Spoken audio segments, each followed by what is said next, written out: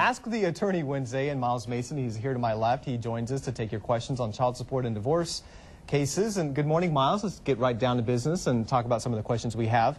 Bill from the University of Memphis area, he talks about how he takes care of all the health insurance for his kid, and he has them 6 out of 14 days. What percentage of child support should he have to pay?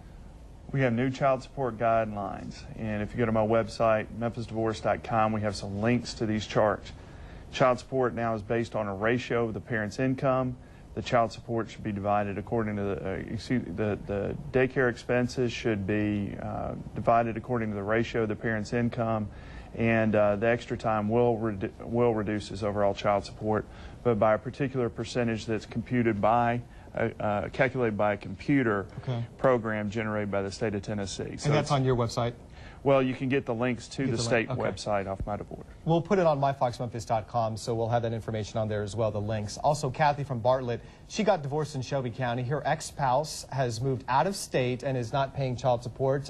Who can she contact to get help to collect that child support? Juvenile court's been in the news a lot lately, but they do an absolutely fabulous job collecting out-of-state child support. So I think it's very important to get in touch with a caseworker over at juvenile court, tell them what your story is, and they have interstate child support collection processes that are much better today than they were 10 years ago. All righty. And Kim from Memphis, she wants to get a divorce, and she has 4 kids. She says that she's never worked. How can she get money from him, her ex, or soon-to-be ex, until she can find a job?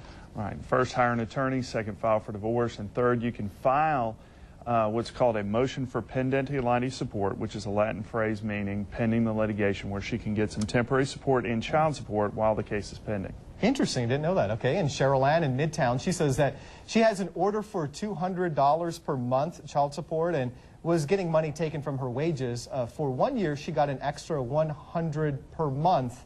Now he hasn't paid for 2 years, and she was told that he has paid up since he overpaid. She doesn't understand this. I don't really understand that either, but go ahead. Right. Definitely contact juvenile court. They can give you a printout of the history of payments. Or you can get it from the state of Tennessee.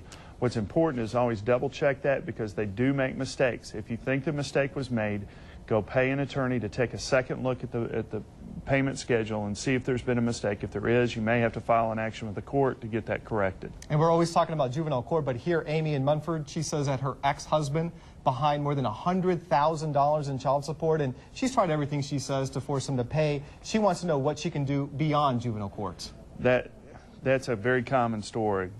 People can get behind in child support, and at 12% annual interest get way behind. I'd highly recommend seeing some attorneys. There may be even some attorneys that would be interested in taking that on a contingency. Most of the time, attorneys cannot take child support or alimony enforcement on a contingency fee, but the rare occasion is the extraordinary child support, and it is ethical for a lawyer to take it on a contingency. You might be able to find one that would be interested in that if there are assets. If there are no assets, probably not. Probably if it's big enough, too, the amount of money that needs to be collected. All right. Well, once again, this divorce seminar, if you want to know about this, it's tomorrow and next Thursday, May 3rd. It is at 7 p.m. to 8:30, and there's also a child support seminar that's Tuesday, May 1st from 7 to 8:30. It's at the Doubletree Hotel, and they are asking for a $20 donation to attend.